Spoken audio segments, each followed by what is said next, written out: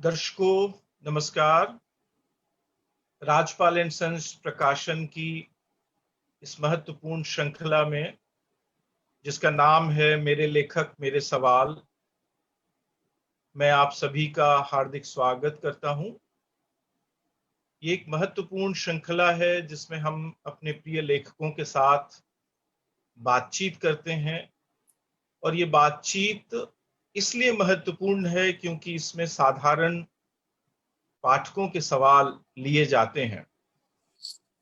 पहले से ही लेखक का नाम घोषित करके हम अपने पाठकों को आमंत्रित करते हैं कि वो अपने प्रिय लेखक के साथ जिन भी सवालों पर बातचीत करना चाहता है वो आए।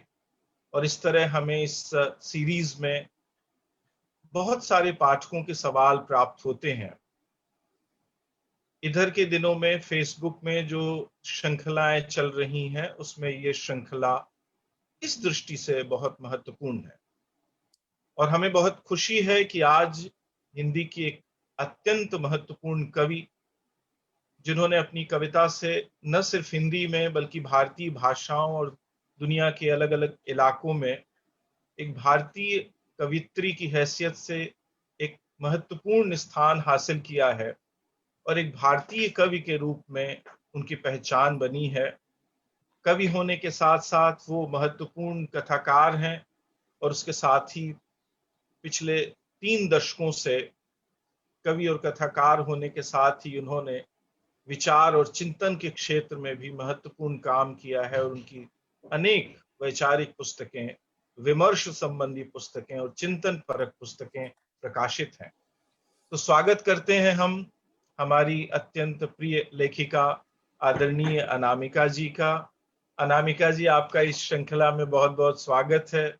बहुत खुशी है कि आज आपके साथ इस तरह बैठने, बात करने और श्रोताओं दर्शकों के सवालों को लेने का हमें मौका मिला है। आपका बहुत बहुत स्वागत है। मैं भी आपके साथ बहुत खुश हूँ बैठकर, बहुत ज्यादा। साथियों, मैं इससे पहले कि हम बातचीत शुरू करें और आपके सवाल मैं लूं, मुझे जरूरी लगता है कि मैं सबसे पहले अनामिका जी का एक संक्षिप्त परिचय आप सबके बीच पढ़ दूं। यूं तो हिंदी में अनामिका जी को सभी जानते हैं, पर ऐसे बहुत सारे हमारे श्रोता और दर्शक होते हैं जो पहली बार हमारे किसी आयोजन से जुड़ रहे होते हैं, इसलिए ये परिचय बहुत महत्वपूर्ण होता है। अनामिका जी का जन्म मुजफ्फरपुर बिहार में हुआ। उन्होंने अंग्रेजी साहित्य में पीएचडी की और इन दिनों दिल्ली विश्वविद्यालय के एक प्रतिष्ठित महाविद्यालय में वो अंग्रेजी की प्राध्यापिका हैं। पर उनका मुख्य परिचय उनके लेखक का परिचय है और उन्होंने हिंदी और अंग्रेजी दोनों भाषाओं में अनेक महत्वपूर्ण किताबों की रचना की है। स्त्रीत्व का मानचित्र, मन मांजने की जरूरत, पानी जो पत्थर पीता है, सांझा चूल्हा, त्रियाचरितम, उत्तरकांड, ये उनकी विमर्श संबंधी यानी विचार और चिंतन संबंधी पुस्तकें हैं। गलत पते की चिट्ठी, बीजाक्षर, समय के शहर में, अनुष्टुप, कविता में औरत, खुरदुरी हथेलियां, दूबधान, टोकरी में दिगंत, थेरी घाता 2014 और अभी नया संग्रह जो पिछले वर्ष प्रकाशित हुआ है, पानी को सब याद था। ये सब अनामिका जी के कविता संग्रह हैं। उसके साथ उनका एक कहानी संग्रह प्रतिनायक शीर्षक से प्रकाशित है। संस्मरण की अनेक किताबें उन्होंने लिखी हैं। एक तो शहर था, एक थे शेक्सपियर, एक थे चार्ल्स डिकेंस और इसके अलावा अनेक महत्वपूर्ण उपन्यास उन्होंने इस बीच लिखे हैं। अवांतर कथा, 10 द्वारे का पिंजरा, तिनका तिनके पास और इसी वर्ष उनका एक उपन्यास जो अमीर खुसरो पर केंद्रित है, आईना साज, प्रकाशित हुआ है।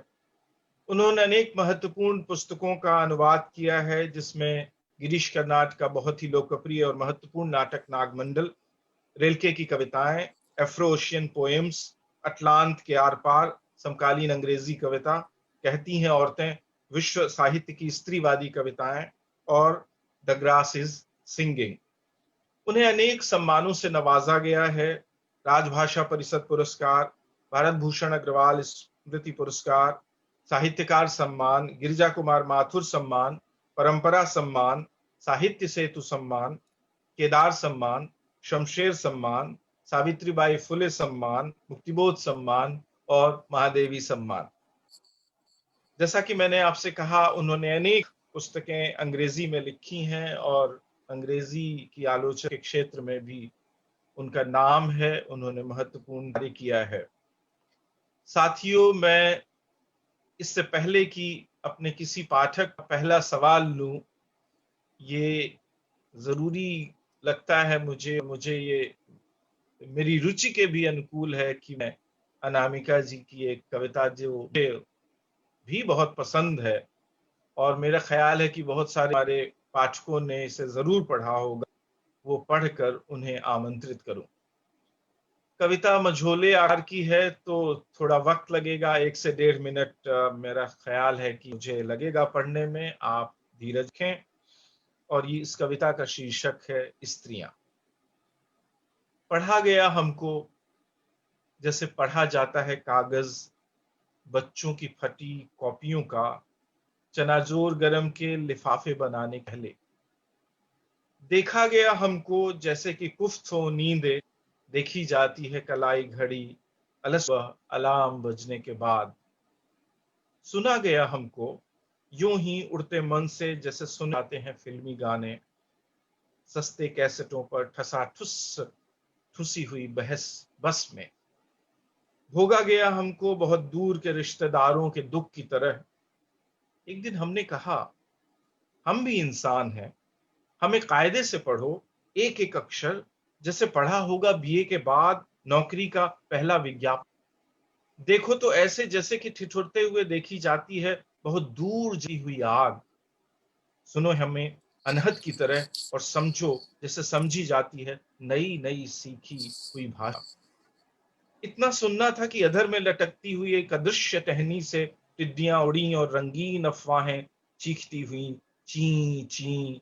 दुश्चरित्र महिलाएं किन्हीं सरपरस्तों के दम पर फूली फैली अगर धत्त जंगली लताएं, खाती पीती सुख से उभी और बेकार आवारा महिलाओं का ही शगल है ये कहानियां और कविताएं। फिर ये उन्होंने थोड़े ही लिखी हैं, कनखियां, इशारे, फिर कनखी, बाकी सब बस कनखी है। हे परम पिताओ, परम पुरुषो, बख्शो बख्शो, अब हमें बख्शो।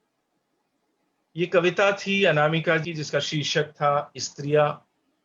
और इस साथ में फिर उनका स्वागत और अभिनंदन करता हूं। और इसके साथ ही मेरी भूमिका संक्षिप्त होती है।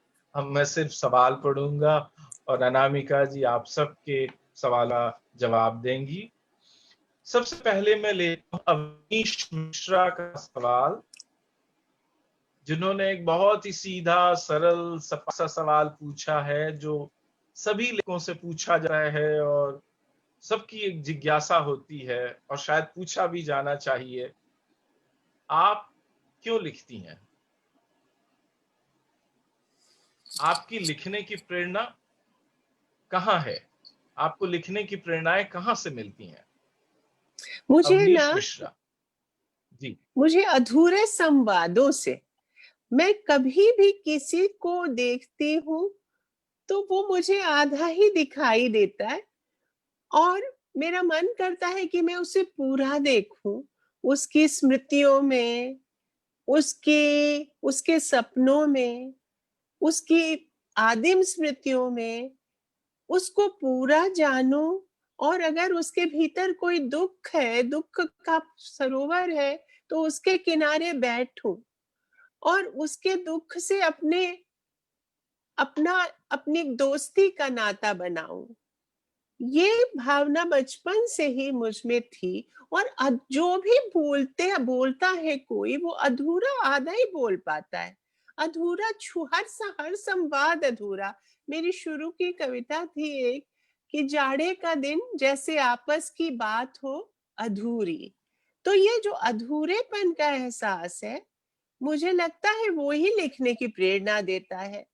शब्द के भीतर शायद कुछ एक अगम लोक है। शायद उस गुफा में प्रवेश करने से कुछ ऐसी दृष्टि मिलेगी कि सब सत्य को पूरा और कई आयामों से जांच सकूंगी। उस पार शायद कुछ होगा, हर व्यक्ति के उस पार कुछ होगा जो उसको पूरी तरह समझने में मुझे मदद मिले, इस व्यवस्था की विडंबनाएं समझने में मेरी मदद मिले। मैं अपने बच्चों को होमवर्क कराती थी तो मुझे फिल इन द ब्लैंक्स करके एक रिक्त स्थानों की पूर्ति करो कर एक उनका हमेशा ही अभ्यास होता था। तो एक तरह से समझिए ये रूपक, मुझे हमेशा लगता था कि एक शब्द उचारा गया है और बहुत सारा मौन, आधा फिर एक शब्द है, फिर बहुत सारी चुप्पी, बहुत सारे अधूरेपन, अधूरेपनों का संघात है ये जीवन। और शब्द की जो यात्रा होती है शायद वह अधूरापन दूर करने की यात्रा हो। जीवन जगत की विडंबनाएं एक कौंध में समझ में आती है जब शब्द के भीतर आप अंतरस्तर में उसके प्रवेश करते हैं और किसी व्यक्ति के अवचेतन का पता चलता है उसके उचारे हुए एक शब्द में।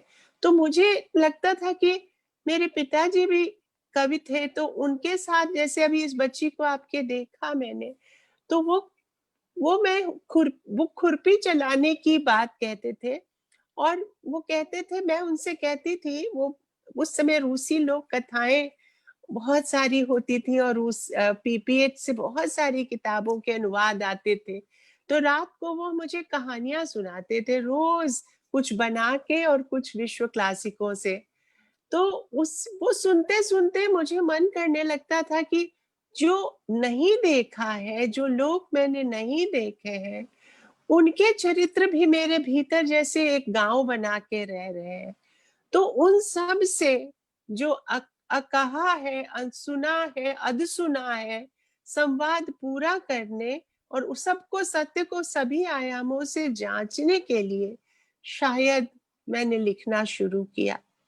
अपने पिताजी से कविता की अंत्याक्षरी खेलते हुए लिखना शुरू किया। उसके अलावा मैं जिस छोटे से शहर से आती हूँ वहां लोग 7 बजे ही मुसहरी लगा के सो जाते हैं, और ऐसी मुसहरी लगाते हैं कि सड़क पर ही बाहर अंदर बहुत से लोगों को मैं देखती थी, उनके पास घर में अंदर कुछ बिजली चली गई। वो 71 के जमाना था जब मैं स्कूल में थी शुरू में। तो बांग्लादेश के वॉर के समय हमेशा बिजली कट जाती थी और मैं देखती थी कि लोग बेचारे, हमेशा ब्लैकआउट हुआ है। और एक तरह का ब्लैकआउट मेरे लिए मेटाफर, एक पूरा रूपक हो गया। और उस मुसहरी लगा के बाहर सोए हुए लोग, जिसमें मुसहरी का एक सिरा कभी अमरूद के पेड़ से बंधा है, कभी बिजली के खंबे से बंधा है, मुझे हमेशा लगता था कि मुसहरी उठा के मैं देखूं कि अंदर कौन है, क्या कर रहा है, कहीं रो तो नहीं रहा, कहीं कोई पलट के दुखी होके सो तो नहीं रहा। तो इस तरह से एक अगम जिज्ञासा जीवन जगत को समझने की मुझसे लिखवाती चली गई। पिताजी कहते थे कि कलम एक खुरपी की तरह है, उससे खोद सकती हो तुम, किसी अंतस्थल का पानी निकाल सकती हो, ऊपर बहुत मिट्टी भी होगी तो अंदर पानी होगा। तो उसी पानी की तलाश में शायद मैंने लिखना शुरू किया। और प्रेरणा का जहां तक सवाल है, जो जीवन को पूरे सभी आयामों में समझने की जिन लोगों ने मुझ में तलब जगाई, वो मुझे लगता है रिल्के ने, लोरका ने, कालिदास ने, मैं मतलब कालक्रम से नहीं चल रही हूँ, जो मुझे ध्यान से आ रहा है, मेरे अपने पिताजी की कविताओं ने, ये सब, ये शुरुआती, और दोस्तोयेवस्की ने, तोल्स्टॉय ने, इन लोगों ने मुझे अब ये विश्वास दिलाया कि सतह जो है वो कितनी भी खुरदरी है, उसके भीतर पानी का सोता होता है। और सच को सब तरह से, सभी आयामों से जांचिए तो आप किसी से नफरत कर ही नहीं सकते।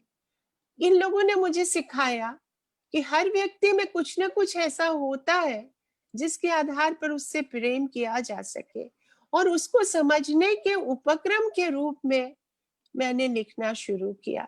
मुझे लगता था कि वो आधी बात कह के गया है, आधा ही दिखा है, तो ये चित्र मैं पूरा करूं। मुझे तो जैसा कि लड़कियों को मध्य वर्ग में पाला जाता है, जो एलआईसी का वो होता है योगक्षेम, वहां में हम दोनों हाथों से के बीच में दिया जला के पाला जाता है।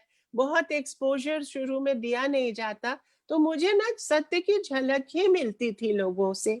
जो कहानियां, जो नैरेटिव्स आते थे भाई के या पिता के मुंह से या और लोगों जो मिलने वालों के मुंह से या किताबों से, उसको मैं अपनी कल्पना से पूरा करना चाहती थी। इसी क्रम में लिखना शुरू हुआ। बहुत व्यवस्थित ढंग से आपने जवाब दिया। और मैं खुद जब आपकी कविताएं पढ़ता हूं तो दो बातें हमेशा मेरे दिमाग में आती हैं। एक तो ये, आपकी कविताएं संवादों के बिना नहीं बनती। आपकी कविताओं में संवादों का एक बड़ा स्थान है, बहुत हिस्सा है उनका। जैसे अभी जो कविता मैंने पढ़ी उसमें भी आप देखें कि संवाद है उसके भीतर। और अभी जो नया संग्रह आया है आपका, पानी को सब याद था, उसमें भी बहुत सारी ऐसी कविताएं हैं जिसमें संवादों के टुकड़े अलग अलग कविताओं में इस्तेमाल किए गए हैं। आज आपके इस जवाब से मैं समझ सका कि ये संवाद आपकी कविता में क्यों कर और किस तरह आते हैं। और दूसरी ये बात कि आपकी कविता में हमेशा एक मुखर या परिपार्श्व में कहानी मौजूद होती है, कथा मौजूद होती है, जिसकी पृष्ठभूमि से कविता का राज खुलता है। तो अभी आपने जो बात की उससे ये दो बातें मुझे समझ में आई कि वो आपकी कविता की संरचना में किस तरह से वो मौजूद हैं। मैं अगला सवाल लेता हूं। ये पीयूष पुष्पम हमारे युवा साथी हैं और पिछले दिनों इन्होंने कविता पोस्टर और गद्य का पोस्टर बनाने में एक महारत हासिल की है और फेसबुक और दूसरे माध्यमों में उन्होंने काफी कमाल का काम किया है। इनका सवाल है, कवियों की समाज के प्रति क्या भूमिका होती है?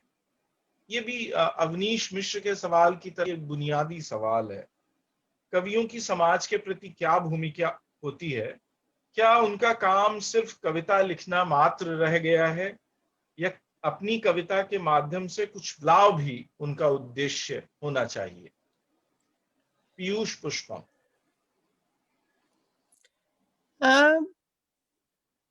कविता का उद्देश्य उस तरह से प्रकट नहीं होता। नदी अपनी तरह से अपने मौज में बहती है, लेकिन उसके तट पर सभ्यताएं बस जाती हैं। ये बहुत ज्यादा एजेंडा लेकर कविता नहीं चलती, मगर कविता में कुछ ऐसा होता है कि आपकी अच्छाई जो है आपकी हड्डियों में फूल की तरह चटक जाती है। ये कुछ होता है। ये बहुत एजेंडा राइटिंग की बात तो मैं बहुत ज्यादा मैं नहीं समझती। किसी के दुख से आप दुखी जरूर होते हैं। सबसे बड़ा करती है काम कि एक अंतरंग संवाद का परिवेश रचती है कविता, सबसे हृदय संवाद करती है। तो सबके दुख सुख के आख्यान उसके अपने आख्यान हो जाते हैं। सहानुभूति का बहुत ही अनंत विस्तार कविता के माध्यम से संभव होता है, क्योंकि ये ऐसा इसलिए होता है कि जैसे शब्दों की सीढ़ियां चढ़ते चढ़ते आप एक महामौन तक पहुंच जाते हैं, और उस मौन का विस्तार मनुष्य के हृदय से होता है। हर मनुष्य मात्र के हृदय से होता है। वो मौन जो है वो पेरीमीटर में किसी परिमिति में नहीं गिरा होता, वहां पर सबका एंटीना काम कर जाता है। और ठीक इसी तरह जैसे प्रेम में हम शरीर की सीढ़ी चढ़ते चढ़ते अंत में एक तरह की हार्दिक, बहुत ही प्रसन्न हार्दिकता के साथ ऊपर बढ़ जाते हैं। मतलब एक स्टेपिंग स्टोन होता है कविता में मौन।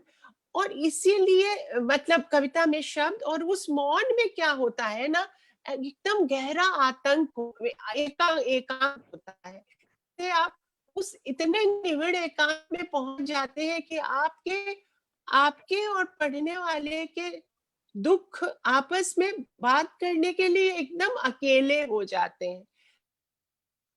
दोनों के बीच की पढ़ने वाला और जो बोल रहा है वो जब उस निवेड़ एकांत में पहुंचे तो बीच में एक अलाव जल जाती है। और समझिए आप पहाड़ की चोटी पर कहीं होते हैं, थोड़ा सा अपने को छोड़ अपने बाहर टहलने निकलने।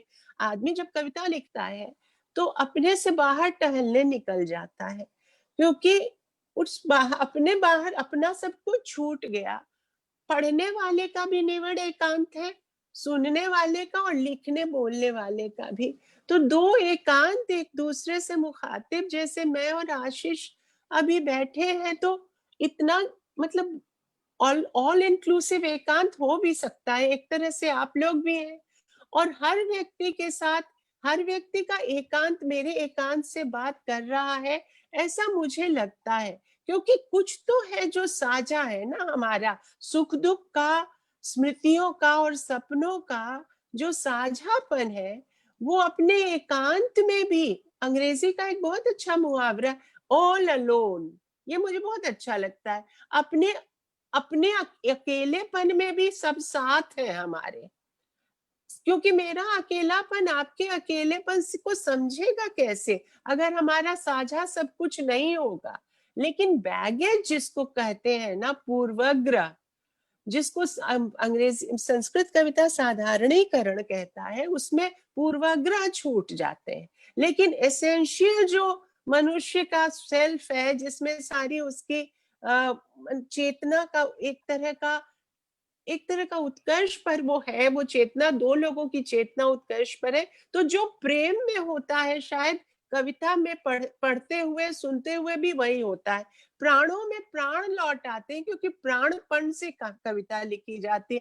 जो भी अच्छे बुरे अनुभव है, अगर पूरी तरह से आत्मसात करके और आपने पूरी सच्चाई से आपने और पूरी शिद्दत से आपने कुछ कहने की कोशिश की है एक बिंब में या किसी भी तरह से संवादों में, तो वो एक तरह से दो, मैं तुमुल तोला कोलाहल कला में, मैं हृदय की बात रे मन वाला किस्सा हो जाता है।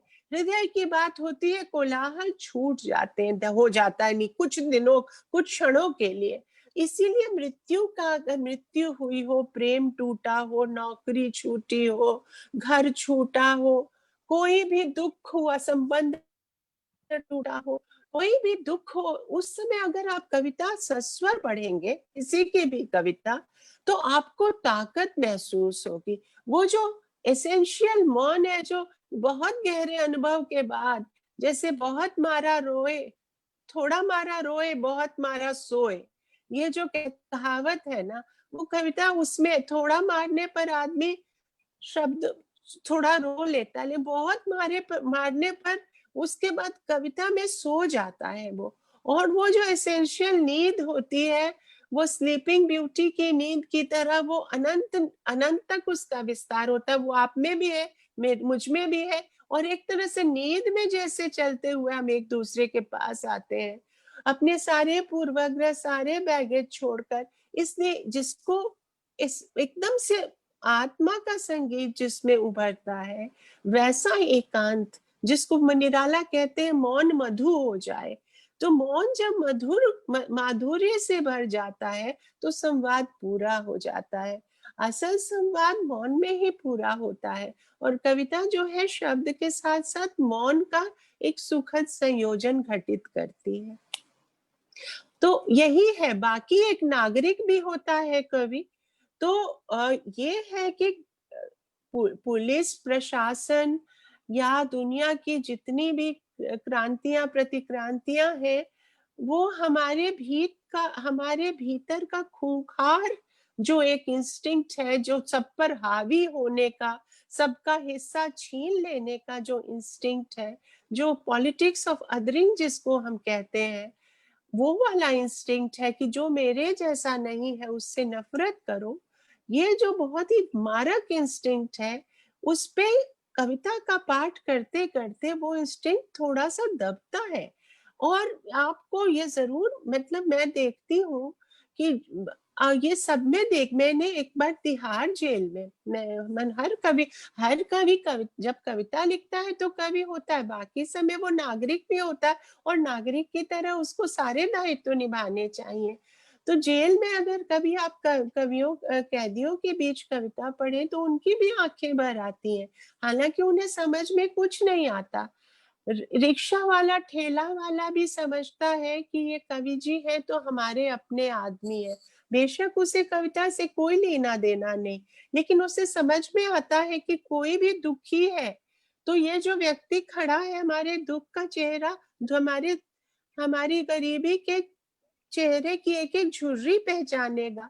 अगर इसको किसी और तरह का भी दुःख है, किसी को भी, किसी भी वर्ग में, किसी भी नस्ल में, किसी भी जाति में, कहीं भी कोई दुःख है, जो बैठा है किसी के भीतर, तो वो उसको पढ़ने की, उसको समझने की कोशिश करेगा। ये व्यक्ति इसी इसी उपक्रम में है, इसने अपना जीवन इसी के लिए दिया है कि ये सबका दुःख समझ सके और जो थोड़े बहुत यत्न कर सकता है दुःख दूर करने के, वो करे। और इस प्रक्रिया का ग्राफांकन कविता में स्वयमेव हो जाता है। हालाँकि वो दुःख दूर करने के एजेंडा से कविता नहीं लिखता, किसी स्फुरण से ही लिखता है, मगर कुछ ऐसा होता है कि कोलाहल थम जाता है भीतर का उतनी देर तक। बाद में कविता लिखने के बाद वो व्यक्ति बहुत साधारण हो सकता है, वो बहुत अटपटा भी हो सकता है। ये नहीं होता कि कविता लिखने वाले आदर्श लोग होते हैं। वो जितनी देर कविता लिखते हैं, उतनी देर उन्हें थोड़ा-सा कुछ दिखता है सत्य का आभास, क्योंकि उस समय वो अपने से खाली हो चुके होते हैं। अपने पूर्वाग्रहों से तो कम से कम थोड़ी देर के लिए उबर के वो देख सकते हैं कि दूसरे के साथ, जीवन जगत के साथ क्या घट रहा है। बाद में वो स्टेप डाउन कर जाते हैं, साधारण हो जाते हैं। ऐसी कोई बात नहीं है कि लगातार उसी धरातल पर कोई रहता है, मगर हाँ, संवेदना के मतलब संवेदना से थोड़ी देर के लिए ज़रूर एक पौंध में कुछ दिखता है। और मुझे लगता है कि जैसे बुद्ध कहते थे कि बुद्धत्व के बीज सब में है, वैसे ही कवित्व के बीज भी सब में है। किसी में पानी पड़ा है, किसी पे नहीं पड़ा है, किसी की मिट्टी सींची गई है, किसी की नहीं सींची गई है।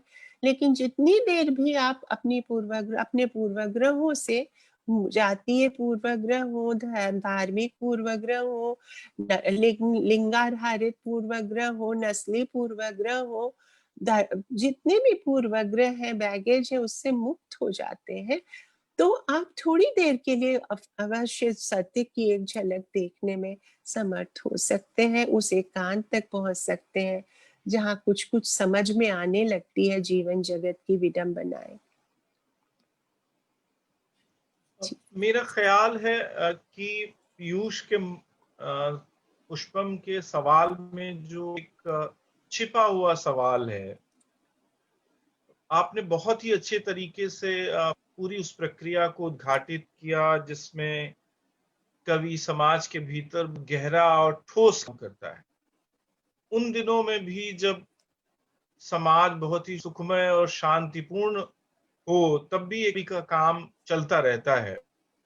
और बहुत आदर्श समाज हो तो भी जिन बात की तरफ आपने इशारा किया, तब भी हुँ। ये सब काम कवि करते रहता है और उसे उसका काम चलता रहता है। और शायद पीयूष जी के सवाल में कहीं एक छिपा हुआ सवाल ये है, जो कि पिछले 60-70 वर्षों में, 75 वर्षों से अधिक जो प्रगतिशील आंदोलन है, उसमें बहुत बार बातें इतनी मुखर तरीके से कही गई हैं कि अब लोग कविता से सवाल या कविता की भूमिका का सब जब सवाल आता है, तो उनके मन में सीधा एक सवाल ये होता है, उसका अर्थ ये होता है कि सामाजिक परिवर्तन में, यानी सामूहिक सामाजिक परिवर्तन में कविता की क्या कोई भूमिका होती है, हो सकती है, या कवि की कोई भूमिका होनी चाहिए? हाँ, अगर जैसे कि मैं उदाहरण के जी। तौर पे कहूँ कि मान लीजिए लोकतंत्र पर कोई संकट है, तो क्या कवि की कविता उसमें कोई भूमिका निभाएगी या कवि कोई भूमिका निभा सकता है? प्रतिरोध जी। की भूमिका तो बहुत ही वो तो एक नागरिक के रूप में भी। और जब मैंने कहा कि सब दुनिया के सबसे परेशान हाल आदमी से कविता का तादाद में होता है, तो ये बात स्पष्ट है कि अगर उसके हित में कुछ भी गड़बड़ होता है, जो सबसे परेशान हाल व्यक्ति है, उसके उसमें तो प्रतिरोध बहुत ही स्वाभाविक रूप से एक नागरिक के रूप में भी और कविता में भी वो आ ही जाएगा। और क्रिटिकिंग तो लगातार कविता में, मैं जब जीवन जगत की विडंबनाएं समझने की बात कर रही हूँ, तो क्रिटिकिंग की बात तो उसमें आ ही जाएगी ना, आलोचना के बिना और क्रिटिकली सत्य को सभी आयामों से जांचने के बाद सत्य जो पौध में प्रकट होता है, वो अगर कम्युनिकेट ठीक से हो गया, तो उसमें जो भी अन्याय करने, मैंने जो कहा कि आदमी में जो इंस्टिंक्ट होता है बॉस ओवर करने का, लॉर्ड ओवर करने का, सबका हक छीन लेने का, सब पर अपना, पॉलिटिक्स ऑफ अदरिंग जो मैं कह रही थी, तो यही मैं कह रही थी कि वो जो होता है उस पे कविता प्रहार करती है। और जहां तक संवेद रूप से, वो तो स्वाधीनता आंदोलन के समय जो छायावाद था या प्रगतिवादी आंदोलन था बाद के समय में, या अभी अस्मिता विमर्श ने बहुत सारे, अश्वेत लेखन ने बहुत सारे परिवर्तन घटित किए हैं इस तरह से कि वो जो नहीं बोल रहे थे आज तक, जो पहली बार बोलने लगे लोग, जो जनजातियां या जो समूह या फिर जो स्त्रियां या जो भी, पहली बार जब वो अपनी अपनी अपनी तरफ की कहानी सुनाने लगे, तब उनके प्रति बहुत ज्यादा समझ में आया कि अच्छा ये भी है, तो उससे मन तो जरूर, एक मनोवैज्ञानिक युद्ध तो छेड़ती ही है कविता, और उस मनोवैज्ञानिक युद्ध में सत्य का दूसरा पक्ष समझ में आता है और इससे चित्त विस्तार होता है। और मैं जो पूर्वाग्रह छोड़ने की बात कह रही थी उसी कारण कि नहीं, अब ये सामाजिक क्रांति के रूप में भी नेग्रिट्यूड आंदोलन, स्वाधीनता आंदोलन, या मजदूरों के लिए जो अभी तो अभी भी जो गीत हम होंगे कामयाब पढ़े जाते हैं, उससे एक प्राण धारा लौटती तो है ही। अगर आप किसी भी सही चीज के लिए, मानवाधिकार के लिए संघर्ष कर रहे हैं, तो शब्दों में वो विद्युत होता है जो आपको, आप में प्रकाश भर दे। आप जो ये बिजली चला रहे हैं, उसमें विद्युत का संचार प्रकाश के लिए है, और प्रकाश जो आपको है वो आपको ऊर्ध्वमुखी करता ही है और आपको उच्चतर आदर्शों के लिए संघर्ष करने की प्रेरणा भी देता है। अस्मिता आंदोलन पहले, जैसे मैं एक उदाहरण दे, मैं बच्ची थी छोटी, तो मैं ट्रांसजेंडर जिसको कहते हैं, वो उन बच्चों, उन लोगों को, मेरे जहाँ स्कूल के सामने कभी कभी एक मंदिर था, वहां पर वो खड़े रहते थे, मैं बहुत घबराती थी उनसे। अभी मैंने एक बार, और मुझे एक अजीब सा एक भय सा था, अभी मैंने जब से उनकी आत्मकथाएं पढ़ी, तो मेरा भय इतना निकला, इतना निकला, और मुझे लगा कि ये मनोवैज्ञानिक परिवर्तन मुझसे किसने कराया? साहित्य ने कराया। अगर वो कविता लिखते हैं तो उनकी कविता से उनका जो मनोलोक सामने आता है, उससे मेरी दोस्ती या उससे मेरा तादात्म्य संभव है। इसीलिए मैं कह रही थी कि सत्य को सब आयामों से समझने की दृष्टि कविता देती है, और अब तो पाठक भी सत्य के सह प्रस्तोता है। आदमी कविता तो आधी का आधा कहती है, आधा पाठक उसको अपने हिसाब से पूरी करते हैं। एक तरह की ये सहकारिता का मिशन है, ये पूरी एक मशाल यात्रा है।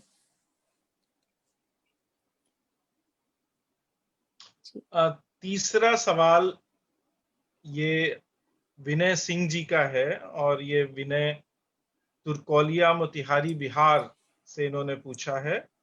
ये भी बहुत ही बुनियादी सवाल है और हर लेखक से बार बार ये सवाल पूछा जाता है।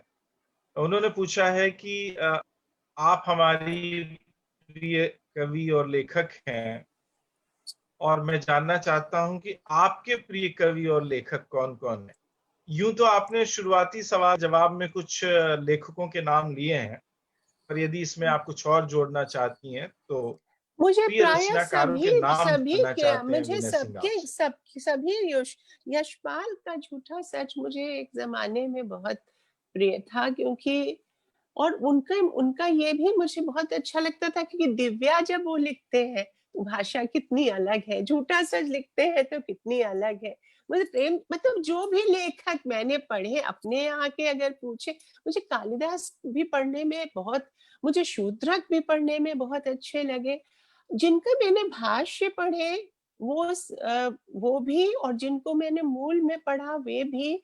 कुछ लोग, कुछ किताबें हैं जो हमेशा मेरे सिरहाने रहती हैं, और जब मैं परेशान होती हूँ तो मैं पलटती हूँ, तो उसमें मुझे रिल्के और लोरका बहुत ज्यादा, टैगोर की कहानियां भी मुझे बहुत प्रेरित करती थी। सत्य का मतलब अंतःपुरम का जो सत्य है वो बहुत अच्छे से उद्घाटित किया है उन्होंने। और उसके अलावा सभी के सबके जो प्रिय लेखक है उनका कुछ कुछ मुझे पसंद है ही। ऐसा नहीं है कि कुछ भी मुझे, जो भी लेखक कैनोनाइज हुए हैं उनमें कुछ ना कुछ ऐसा है जो आप पढ़ेंगे तो आपका अवसाद दूर हो जाएगा। और सस्वर पढ़ेंगे अगर कविता, तो मैं लिख के दे सकती हूँ कि आपके प्राणों में प्राण लौटेंगे। निराला क्यों पढ़ने से भी प्राणों में प्राण लौटते हैं। मतलब किसी को भी उसमें, मतलब एक कविता का अलग जनतांत्रिक स्वभाव है। वो कहीं से भी कुछ उठाइए और आप पढ़िए तो वो बहुत ही अच्छा लगता है। मैं क्या बताऊं, क्या भूलूं, क्या याद करूं की स्थिति है। बहुत अच्छा। मुझे हर भाषा, भारतीय भाषाओं में और भी, मलयालम के बशीर मुझे बहुत अच्छे लगते थे। और मतलब रैंडम में ऐसे क्या कहूँ, जो आपको अच्छे लगते हैं वो मुझे भी अच्छे लगते हैं। और जब मैं उनको बार बार पढ़ती हूँ तो और अर्थ खुलते चले जाते हैं। एक समय में मुझे वाल्मीकि और तुलसीदास और कबीर का पाठ करने से बहुत ताकत मिलती थी, विनय पत्रिका की पढ़ने से भी ताकत मिलती थी। तो संबलन के बहुत सारे ढंग हैं। शब्द को रुद्र वीणा की तरह बजा के खास तरह का नाद उत्पन्न करना जिन कवियों ने साध लिया है, जो वो बहुत मुझे लगता है भक्त कवियत्रियों में भी बहुत उस तरह की प्राणिक ऊर्जा के संचार के, सरल ढंग से, सरल उक्ति में भी कितना कुछ रहता है जो उच्छल होता है और प्राणों में प्राण लौटाता है। ये पढ़ के ही जाना जा सकता है। अनामिका जी, ये चौथा सवाल मैं ले रहा हूं, ये अपूर्वा विरमानी जौहरी का है। जी। और अभी हम जिस मुद्दे पर बात कर रहे थे उससे ये थोड़ा सा जुड़ता है। इन्होंने पूछा है कि हमने देखा है कि कविता का प्रयोग अतीत में भी और वर्तमान में भी अनेक आंदोलनों में होता रहा है। क्या अन्य देशों में भी ऐसा है, आंदोलनों में कविता का प्रयोग होता है? हाँ, होता है ना। सेनेका फॉल्स पर जब वोटिंग राइट्स के लिए पूरा सैफ्रोगेट मूवमेंट चल रहा था स्त्रियों द्वारा, तो एरिक किंसन की और जॉन डन की, पुराने कवि थे, उनसे, हालांकि उन्होंने राजनीतिक कविताएं नहीं लिखी हैं, तो उनकी कविताएं सुनने से भी एक तरह का स्पंदन जो होता है कविता में, जो एक स्पंदन जगाने की आपकी, अब कविता आपकी स्मृतियों को ऐसे झंझनाती है कि आपको लगता है उठ के खड़े हो जाए। तो वो जो शब्द शक्ति जिसको कहते हैं, अभिधा, लक्षणा, व्यंजना, तीनों से जो डंका बजता है और मतलब अजब तरह का एक महानाद उठता है, उसमें एक त्वरा तो वो जेनरेट होती है। और अगर संवेद रूप से आप कुछ काम कर रहे हैं, एक किसी पार्टी की मीटिंग ही कर रहे हैं, जैसे ब्रेस्ट की कविताओं ने किया, उनके नाटकों ने किया, तो जैसे या नाजी हिकमत की कविताएं अगर आप पढ़े, वो भी मेरे बहुत प्रिय कवि हैं, तो उसमें लगता है कि हाँ, सत्य को इतने जेल में बैठकर हाथों पर लिख रहा है व्यक्ति, और जिसको कहते हैं ना डीफैमिलियराइज करना, हाथ किसने ना देखे होंगे, लेकिन एक जानी बूझी चीज को ऐसे प्रस्तुत करना कि लगे कि पहली बार देख रहे हैं, अपने हाथों की हाथ की ताकत पहचान रहे हैं। तो अपने में अपना खोया हुआ आत्मविश्वास अगर किसी कौम का कविता लौटाती है, और वो बहुत सजग रूप से, ऐसा नहीं हो सकता है नाज़िम हिकमत लिख रहे हो तो जेल में अवसाद में ही बैठे हो। लेकिन चूँकि वो उस तरह की स्थिति में पहुँच गए थे, जहाँ मौन मतलब एक मतलब इतना तपे थे वो कि खाली हो गए थे, और उस खाली गुफा से जो आवाज़ निकली, या मुक्तिबोध ने जब लिखा होगा, तो इतना पढ़ के, इतना भोग के, खाली होने के बाद अपने भीतर जो उनके जगा होगा, उसके वो लिखते समय कहाँ सोचते होंगे कि इससे क्रांति हो रही होगी। उस समय तो वो खाली बैठे हैं, लेकिन अपने प्राण से पूरी ऊर्जा लगाकर कुछ सोच रहे, पूरी इंटेंसिटी और शिद्दत से। तो उससे कुछ ऐसा निकलता है जो कभी उत्पत्स्यते ममतु, को भी समान धर्मा वाली स्थिति, जो कहते हैं कि कभी तो होगा कोई हमारे जैसा समान धर्मा, कालो ही निरवधि विपुला च पृथ्वी। तो कभी तो कोई कहीं होगा जिसके हृदय में वो ताकत, उस समय राजनीतिक आंदोलनों में जो शिरकत हुई वो तो हुई ही। नेग्रिट्यूड आंदोलन के समय वोलेस वोलेस और इनका की कविता, मुझे तो स्कूल में मैं थी, नागार्जुन की कविता भी जो आपातकाल में पढ़ते थे हम लोग, उससे भी ताकत जनरेट होती थी स्कूल में, प्रभात फेरियों के लिए भी। लेकिन ये होता है कि लिखते समय कवि ले लिख रहा है। लेकिन फैज की कविताएं, फैज भी मेरे बहुत पसंदीदा कविता, कैसे जग गई कौन सी कविता, और अचानक उसमें नए तरह के, मुझे लगता है कि जैसे धान के पौधे बोए जाते हैं, उनको बोया कहीं और जाता है पौधा, और उसके उखाड़ के कहीं और फिर लगा दिया जाता है। तो जो अमर काव्य पंक्तियां होती हैं, उसमें धान की तरह एक कहीं से पंक्ति लेके आप नए संदर्भ बो दीजिएगा, नई मिट्टी पर वो अलग ही तरह से फिर से जग जाएंगी। तो संदर्भ नए बदलते रहते हैं हर युग में। लेकिन और बहुत लिखते समय पता नहीं होता कवि को कि वो क्या कर रहा है। वो तो बहुत उदास होके, किसी की उदासी से, पूरे कौम की उदासी से, पूरे देश की उदासी से, हो सकता है पूरे विश्व की में जो अन्याय है उसकी उदासी से बैठा लिख रहा हो।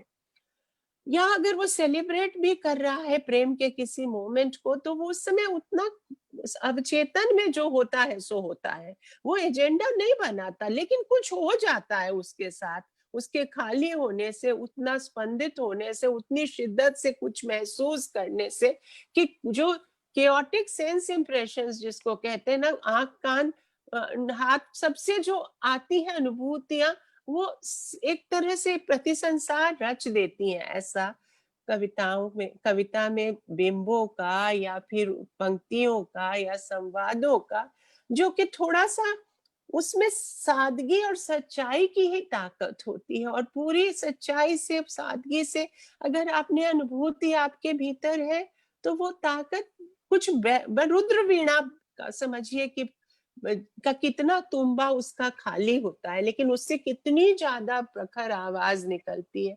वैसे ही खाली बैठा होता है, बहुत परितृप्त बैठा होता है लिखने वाला, लेकिन चूंकि वो खाली हो जाता है, इसलिए उसमें भराव की ताकत हो जाती है। पूरी दुनिया जो है ना, कबीर दास की काली कमली है, उसमें विरोधाभास है। जब आप खाली होइएगा, तभी आपको भरने की ताकत आएगी। किसी की आंख भरना हो, किसी का मन भरना है हो, वो फुटा कुंभ जल जल ही समाना, यह तत्कथा ज्ञानी। वो अहंकार का घड़ा जब फूट जाएगा, तभी आपके व्यक्ति का जल आपके समष्टि के जल में मिल जाएगा।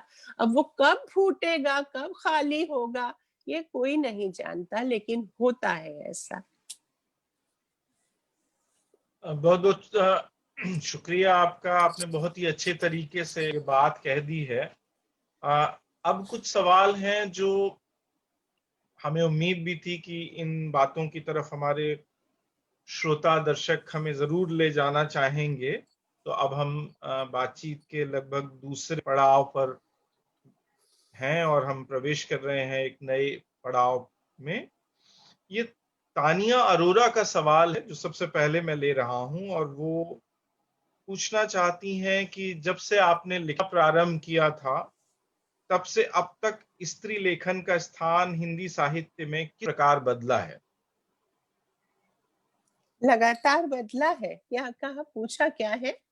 पूछा क्या है आशीष? हाँ, वो ये पूछ रही हैं कि जब आपने प्रवेश किया हिंदी साहित्य में, तब हम्म। से लेके अब तक स्त्री लेखन का स्थान किस तरह बदला है? हुआ ये कि शिक्षा शिक्षा का जो जनतांत्रिकरण हुआ ना, तो पढ़ने लिखे लगी लड़कियां।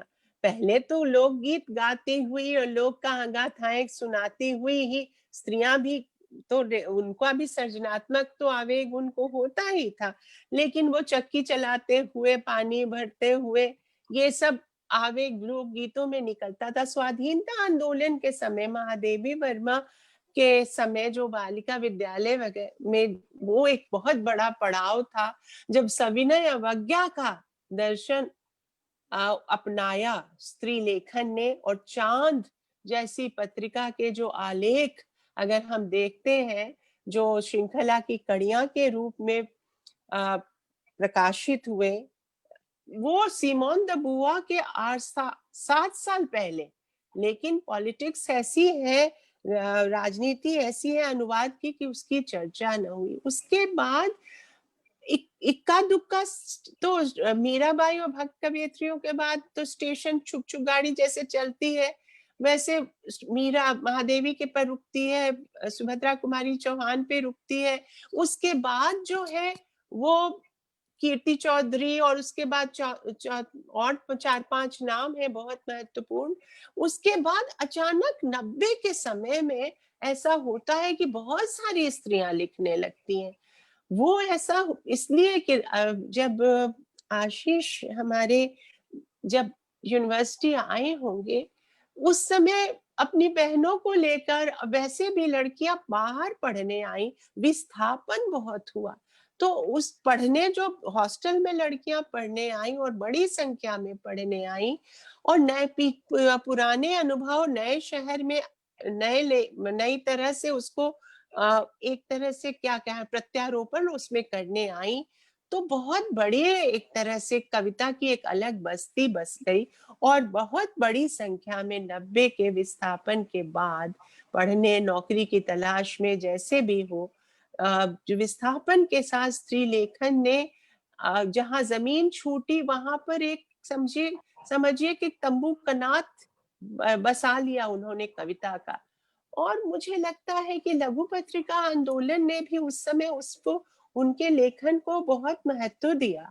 अभी जैसे आप लोगों के जमाने में फेसबुक से स्त्री लेखन भी अलग तरह से धमक में आ रहा है, और कुछ बहुत अच्छी कविताएं फेसबुक से भी मैंने चुनी है अभी हाल फिलहाल के समय में। पहले मैं उतना फेसबुक पर नहीं जाती थी, मुझे घबराहट सी होती थी। मध्य वर्गीय और मध्य वित्तीय शहर में रहते हुए चौराहे पर खड़े होने का एक स्त्री का अभ्यास नहीं होता, तो पहले मैं थोड़ा संकोच करती थी, मुझे अजीब सा की दहशत सी होती थी। लेकिन मैंने इस भय पे काबू किया, और अब मैं कभी कभी जाती हूँ, और मैं नहीं भी जाती तो मेरी दोस्त है जो मुझे वहां से कविताएं ला देती हैं अच्छी। मैं जब जैसे लीना ने, अनुराधा ने मेरी बड़ी मदद की है नई नई कवियत्रियों से मेरा परिचय कराने में। शैलजा एक थी जो हमेशा फेसबुक पर ही शैलजा पाठक लिखती थी, और भी थे लोगों ने जो केवल फेसबुक पर लिखती थी। और मैंने उनको पढ़ा पहली बार तो मुझे लगा कि अरे, ये तो एक आकाशीय संसार ऐसा संसार है, नो मैंस लैंड है। और चे गुर्रेला जो गोवेरा के समय जैसे हवाई फायर होते थे गुरिल्ला दस्ते से, वैसे कविताओं से भी हवाई फायर हो रहे हैं, और बहुत मजेदार और बहुत ही विनोद वृत्ति के साथ।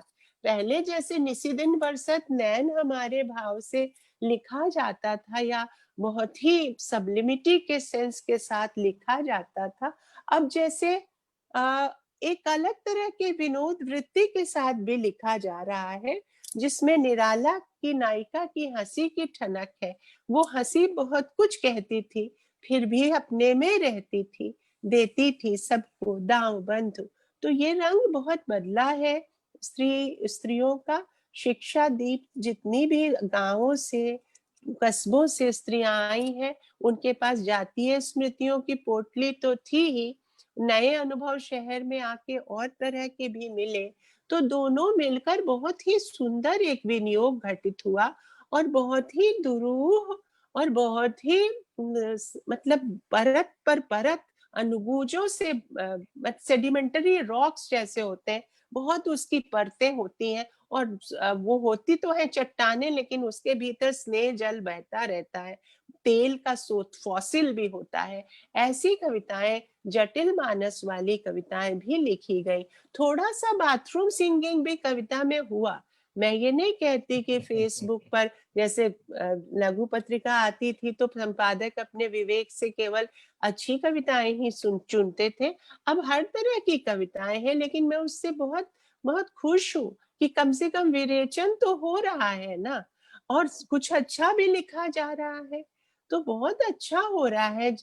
बहुत ही जो हुआ है वो अभिव्यक्ति के गर्भ में ही व्यक्ति बैठा है।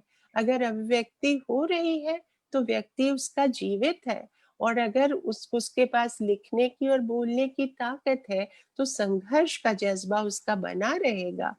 और सविनय अवज्ञा के भाव से ही चल रहा है स्त्री लेखन। ये मुझे बहुत अच्छा लगता है कि अभी भी एक बूंद खून बहाए बिना मनोवैज्ञानिक युद्ध लड़ रहा है, लेकिन लगातार लड़ रहा है और हर मोर्चे पर लड़ रहा है, और भ्रमर गीत की गोपिकाओं की तरह थोड़ी चुटकी ले लेके भी लड़ रहा है। बहुत अच्छे तरीके से आपने बात कही। और आ, ये एक सवाल है, हमारे युवा मित्र मानवेंद्र सिंह ने सवाल पूछा है, और इस सवाल में, सवाल आखिर में है, उसके पहले एक प्रतिक्रिया है, रिस्पॉन्स आपके प्रति। तो मुझे लगता है कि कभी कभी हमारे कुछ सचेत और जागरूक दर्शक पाठक अपनी कुछ बात भी अपने लेखक से कहते हैं, तो उसे भी कह देना चाहिए।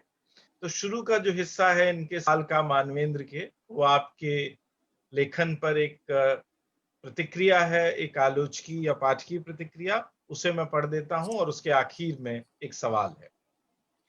मैंने एमए के दौरान स्त्री अध्ययन के प्रश्न पत्र के रूप में आपकी कविताएं पढ़ी, और आपके द्वारा संपादित पुस्तक कहती हैं औरतें भी। अनामिका जी, मैं ये बताना चाहता हूं कि काशी हिंदू विश्वविद्यालय के पाठ्यक्रम में स्त्री अध्ययन का जो हमारा पाठ्यक्रम है, उसमें आपकी ये पुस्तक कहती हैं औरतें लगी हुई है। उसी में संभव मानवेंद्र जी ने ये कविताएं पढ़ी। इस सिलसिले में स्त्री कविता से एक ठीक ठीक परिचय बन सका। आपकी पुस्तक है स्त्री विमर्श की उत्तरगाथा। इस पुस्तक को मैं स्त्री विमर्श की जटिलताओं को समझने लिए अनिवार्य पुस्तक समझता हूं। आपकी वैचारिक पुस्तकों और कविताओं में भी स्त्री जी का लोग खूब उपस्थित है, पर प्रायः वह लोक मध्यवर्गीय स्त्री का छूटा हुआ लोक है, और वह स्मृति पर आधारित है और प्रसंस्कृत जान पड़ता है। यहां तक तो उनका रिस्पॉन्स है, प्रतिक्रिया है। और अब सवाल है, ठेठ ग्रामीण स्त्री का लोक क्या हिंदी कविता के स्त्री विमर्श में उपस्थित है? यदि है तो उसका केंद्रीय स्वर क्या है, और यदि नहीं है तो उसके क्या कारण?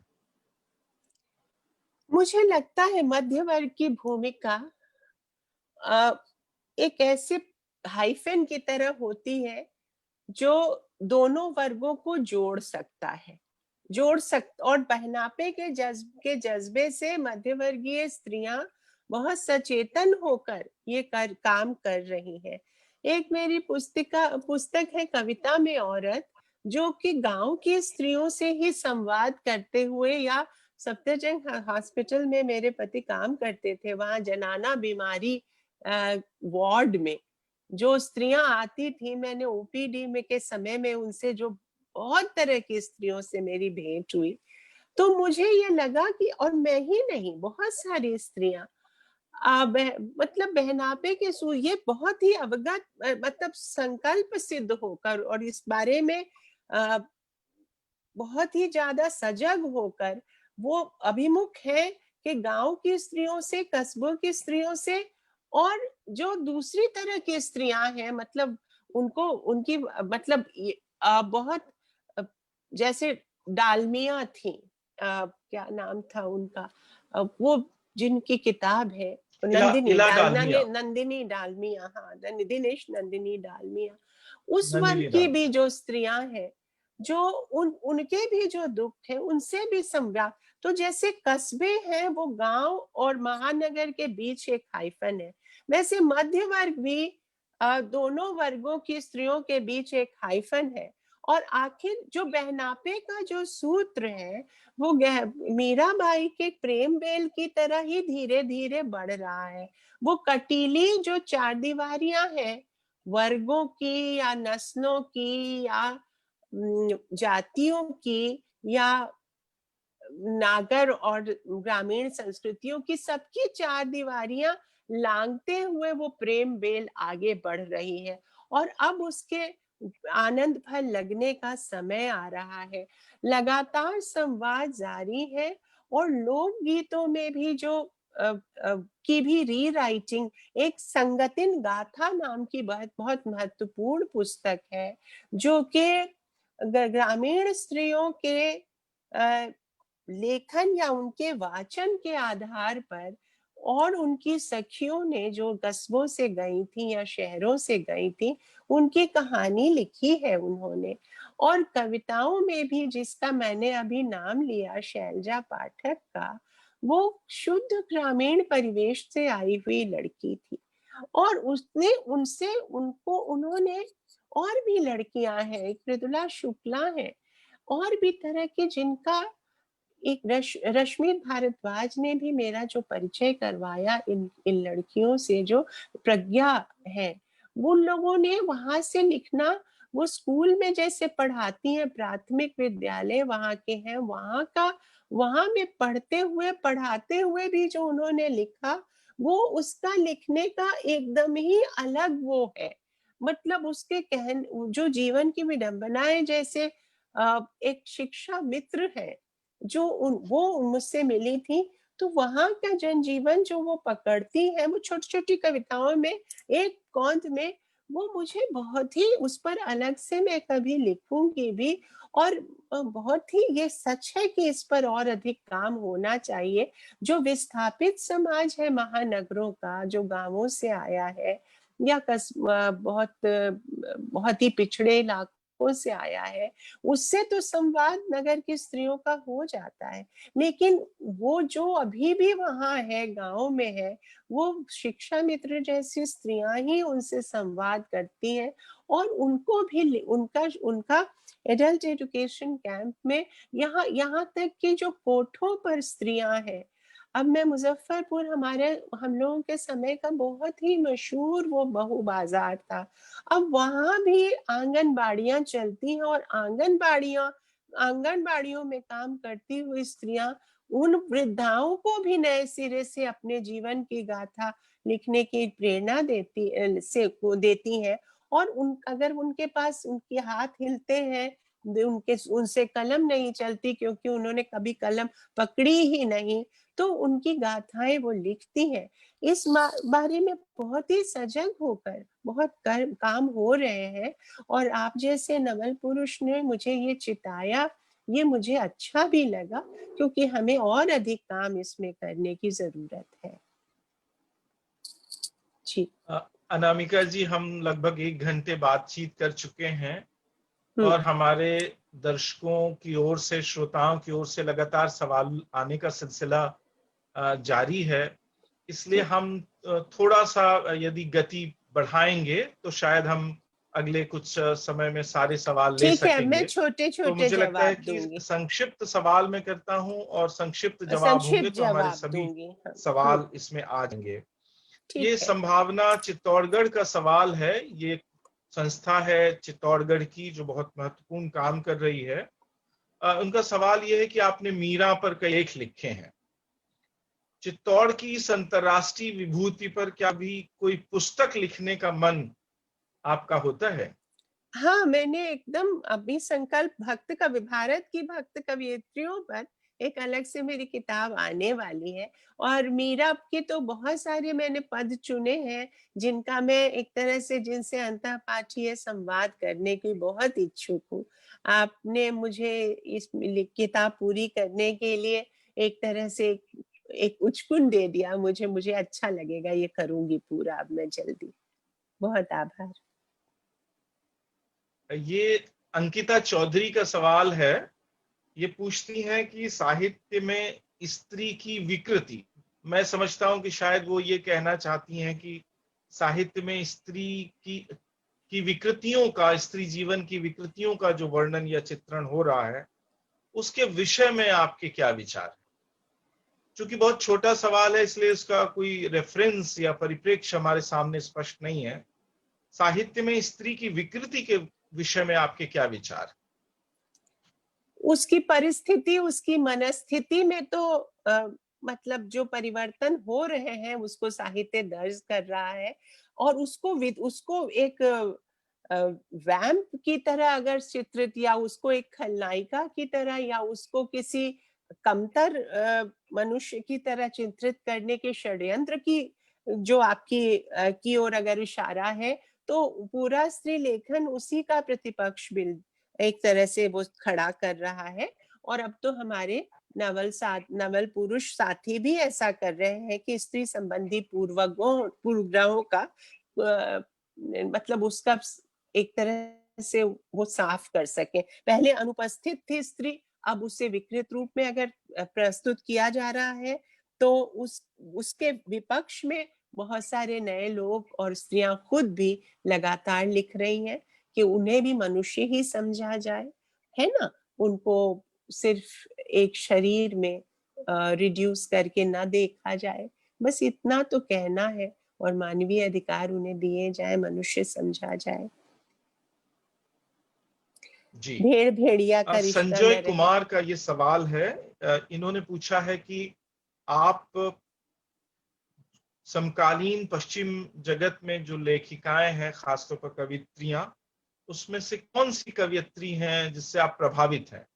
जरूरी नहीं कि आप मैं इस सवाल में अपनी तरफ से एक संशोधन कर देता हूं कि जरूरी नहीं कि आप प्रभावित हों, पर जिन्हें आप महत्वपूर्ण मानती हों, मैं सिल्विया उनमें से कुछ प्लाथ के को नाम। और एंड्रीन रिच को बहुत महत्वपूर्ण मानती हूँ। सिल्विया प्लाथ, एंड्रीन रिच, और उसके पहले Emily Dickinson. Emily Dickinson, Sylvia Plath, Adrienne Rich, इन तीनों को, ऑड्रे ऑड्रे लॉर्ड, ये भी बहुत एक और महत्वपूर्ण लेखिका है जिनको बहुत कम लोग जानते हैं, लेकिन ये बहुत ही मुझे उनकी चीजें अच्छी लगती हैं। वो प्रकाश में बहुत नहीं आई, मैं उनका अनुवाद कर रही हूँ। तो अब किताब आएगी तो आपको बात करूंगी उनके बारे में। एलिस वॉकर जी। जी। अशोक आशीष, यदि मैं सही नाम पढ़ रहा हूं तो यही नाम है हमारे अगले सवाल पूछने वाले हमारे दर्शक का। इन्होंने अभी जो बात आप रही थी उससे जुड़ा हुआ ही एक सवाल पूछा। हालांकि आपकी राय आ चुकी है, पर फिर भी एक सवाल के जवाब में यदि कुछ आप जोड़ना चाहें। वर्तमान में सोशल मीडिया पर कुकुरमुत्ते की तरह उगाए कवियों की अनाप शनाप कविताएं गंभीर कविता संसार को ढक रही हैं, ऐसा इनका कहना है, ऐसा इनका मानना है। आपने अगर इससे निराला मुख्य का धारा कुकुर, की कविता को कैसा बचाया जाए, इनका सवाल है। क्या कैसे कैसे बचाए? आप कुकुरमुत्ता कविता निराला की पढ़ ले। कुकुरमुत्ते का भी एक पक्ष होता है और उसको अनसुना नहीं, कोई भी फरियाद कोई भी अभिव्यक्ति अनसुनी नहीं करनी चाहिए। अगर आपका तादाद में नहीं बनता, आप उधर न देखें, लेकिन कोई उधर से बोले नहीं। अगर बाथरूम सिंगिंग कोई कर रहा है तो आप क्या उसका गला घोटेंगे कि रियाज करके नहीं आए? अरे कुछ तो वो बाथरूम में गुनगुना रहे, उसको गुनगुनाने तो दो, ये उसका जनतांत्रिक अधिकार है। बाद में अगर तुम्हें बहुत मन कर रहा है तो उसको कुछ और दे देना उसके परिमार्जन के लिए। और अच्छी कविता, बुरी कविता, उसको अभिव्यक्ति का जो सुख हो रहा है उससे वो कितना खुश है। वो आपको क्या आपसे मांग रहा है? वो अपनी जमीन भी नहीं खोए, थोड़ी सी जमीन अगर अपनी घेर रहा है, अगर आपका तादाद में नहीं बनता आप मत पढ़ें, लेकिन वैल्यू जजमेंट तो करें। आप नफरत कैसे कर सकते हैं कविता लिखने, जो अच्छाई की तरफ बढ़ रहा है। वो कविता मतलब क्या? आप अपने अपने हायर सेल्फ की ओर जाने की कोशिश कर रहे हैं। अगर आप गिर भी पड़ रहे हैं तो भी आप गिरते हुए व्यक्ति पर हंस नहीं सकते कि क्यों जाने अपने हायर सेल्फ की, अपने उच्चतर सेल्फ की ओर जाने की, उच्चतर अपनी सेल्फ की ओर जाने की कोशिश क्यों कर रहे हो। हर व्यक्ति के भीतर कविता होती है, कच्ची निकले पक्की निकले, अगर कविता की ओर जा रहा है तो कम से कम वो आदमी खूंखार नहीं होगा। आप ये मान लीजिए कि वो आदमी अगर कविता की ओर जा रहा है तो वो क्रूर नहीं होगा। कविता क्रूर होने से रोकती है। अब यूं भी इसलिए ये उसका मुख्य धारा स्वागत। विचार तो एक वर्चस्वकारी विचार है, और वास्तविक जनतंत्र की स्थापना के लिए जितनी संभव आवाजें हों उन्हें महत्व देना चाहिए, जैसा कि आपने कहा। अखिलेश तिवारी का ये सवाल है, हालांकि आप इसका जवाब शुरू में दे चुकी हैं, लेकिन फिर भी आप जोड़ना चाहें तो, आपको लेखन के विषय कैसे प्राप्त होते हैं? लेखन के क्या? लेखन के क्या कैसे का प्राप्त होते? विषय? विषय लेखन के विषय कैसे प्राप्त होते हैं? वो तो चारों तरफ बिखरे ही हैं। जितने परेशान हाल लोग हैं, जितनी विडंबनाएं हैं, वो मेरे पास खड़ी ही है। और मैं उनकी आंख में आंख मिलाने की कोशिश करती हूँ। तो फिर मतलब इतने प्रश्नों से मैं घिरी हूँ। मैं बचपन में भूत की कहानियां बहुत सुनती थी। तो भूतों के बारे में हमारी दादी कहती थी कि वो खैनी चूना मांगते हैं और कहते हो जवाब दो जवाब दो। तो हमारे चारों तरफ इतने प्रश्न हैं, वो जवाब मांगते हैं। और जवाब की ओर बढ़ते हुए मुझे विषय मिल ही जाते हैं। चारों जहां देखिए वही विषय है। बिना नहीं पड़ता, बस जहां भी डमना है वही विषय है। जी। ये दो सवाल हैं जो आपके उपन्यास लालिन बाजार पर केंद्रित हैं। मैं दोनों को एक साथ पूछ लेता हूं। पहला सवाल अशोक शुक्ला का है, उन्होंने पूछा है कि ये उपन्यास लिखने की प्रेरणा आपको कहाँ मिली। और दूसरा रोहित कुमार का सवाल है, वो क्या आप आगे कोई उपन्यास लिखने पर विचार कर रही हैं? देखिए, मेरी जो इसकी मुख्य पात्र थी, दो दो भागों में ये उपन्यास लिखने, मेरा पहला उपन्यास है। उसमें मैं बीए में ही पढ़ती थी। बीए के एग्जाम देने के बाद मेरी एक क्लासमेट थी मासूमा नाज। उसी वो मेरे जीवन में कुछ ऐसी घटना घटी, मैं नहीं जानती थी कि उसकी माँ शहर की बड़ी गणिका है। लेकिन कभी एक ऐसा अवसर हुआ कि उधर से मैं किसी के मतलब अपनी मौसी के ससुराल जा रहे थे हम लोग। तो वो बाहर खड़ी थी जूते मोजे पर ही घुंघरू बांध कर। तो उसका उससे मेरी आंखें मिली। और उसके बाद वो लड़की कभी भी स्कूल नहीं आई। ये घटना मेरे जीवन की बहुत बड़ी घटना है। उस समय इसकी व्याप्ति में उतनी समझ नहीं पाई। लेकिन बाद में मुझे जीवन जगत के जब बहुत सारे ऐसे पता चले सूत्र कि ऐसा कैसे होता है क्यों नहीं, तो मुझे उनके लिए बहुत सारी मतलब मेरे मन में बहुत तरह के का अवसाद, एक तरह का मुझे एक तरह से गिल्ट की भी फीलिंग रही कि मैंने उसको क्यों देखा। बाद में मेरी आंखें उससे ऐसे मिली थी जैसे मतलब, तो ऐसी वो झुकी थी आंखें जैसे कि गोरैया कट्स के पंखे से कोई नीचे गिर गई हो। तो मुझे उस वर्ग के लिए बहुत गहरी सहानुभूति थी जिनको अपने बच्चों को स्कूल भेजने का मन भी होता है, तभी भी वो पूरी शिक्षा नहीं करा पाती। और शिक्षा ही स्त्री मुक्ति का पहला की ओर पहला उठा हुआ पहला कदम है। तो उसके बाद मैंने फिर इमरजेंसी जब घटी थी उस समय भी मैं हम लोग स्कूल में ही थे। फिर मुझे पता चला कि उसकी माँ का जो कोठा था उसमें बहुत सारे ऐसे लोग जो मीसा में अ, से में गिरफ्तार नहीं होना चाहते थे, वो लोग वहां पर, और जो क्रांतिकारी थे वो वहां छुपते थे, वहां आश्रय पाते थे। बाद में बहुत तरह की कल्पनाएं भी मैंने की, लेकिन मुझे मुझे वेश तथाकथित जो लालटेन बाजार वहाँ का मोहल्ला है, रेड लाइट एरिया है, वहाँ के बच्चों से भी मैं बहुत बार, अब मेरी उम्र हुई है तो अब मैं चली भी जाती हूँ। उस समय तो मैं चाह के भी नहीं जा पाती थी, अपने वर्गीय मतलब जो भी एक संकोच होता है, वहाँ पर उस मोहल्ले में भेजा नहीं जाता था मुझे, मैं नहीं जा पाती थी। लेकिन जब से मैं बड़ी हुई, मेरे बच्चे बड़े हुए, तो 2-4 बार मैं चक्कर लगा आई हूँ, और तब भी मैं कह रही हूँ कि उन मोहल्लों में जो लड़कियां शिक्षा अधूरी छोड़ के फिर से उसी प्रोफेशन में गई, वो अपनी बच्चियों को वहां पर चलता है। एक महिला एसपी आई थी कोई, वो वहां पर आंगनबाड़ियां, नीचे ऊपर कोठे जो थे उस पर आंगनबाड़ियां बहुत सारी चलने लगी, उसमें रोजगार मिल गया उन लड़कियों को। तो मुझे उन लोगों के, मुझे दलितों में भी, दलित और स्त्रियों में भी सबसे परितप्त वही समूह लगता है। और इसलिए मेरे मन में जो वो बात फांस गड़ी थी, वो बात के भी एक उपन्यास में मैंने उसको, पंडिता रमाबाई पे वैसे मुझे लिखना था, लेकिन मैंने ढेलाबाई जो उस समय की स्वाधीनता आंदोलन के समय की बड़ी वो थी, गणिका थी, उनका भी जीवन मैंने साथ में दिखाया, और ये बताया कि कैसे कहीं भी कोई हो, मुक्ति की राह उसके लिए खुली नहीं, चाहे का शक से वो मुक्ति की ओर राह अपनी निकाल लेता है। और मुक्ति कभी भी अकेले नहीं चलती, मुक्ति जब चलती है स्त्रियों की तरह झुंड में चलती है। स्त्रियों की मुक्ति तो कभी भी अकेले नहीं चलती, स्त्रियों की तरह झुंड में चलती।